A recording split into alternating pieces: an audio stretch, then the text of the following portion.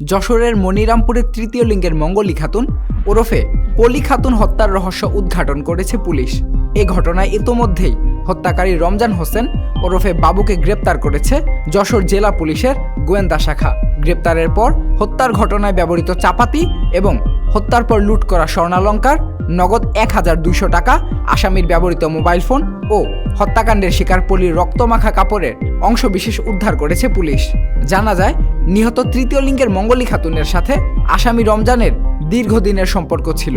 সম্পর্ক ছেদের চেষ্টায় ব্যর্থ হয়ে পলিকে হত্যা করে রমজান।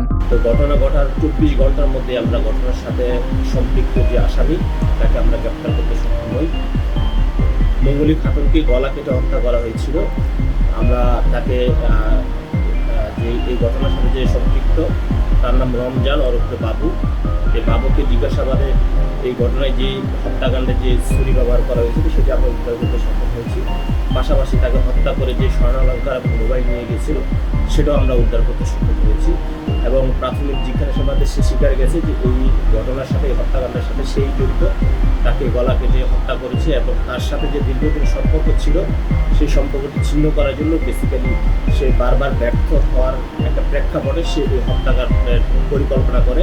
এছাড়াও পুলিশের প্রাথমিক জিজ্ঞাসাবাদে জানা গেছে, আসামি রমজান হোসেন একজন কুখ্যাত চোর ও মাদকসেবী। তার বিরুদ্ধে একাধিক চুরি ও মাদকের মামলা রয়েছে। ঘটনার দিন চুরির পরিকল্পনা করে পলির বাসায় প্রবেশ করে ঘাতক রমজান।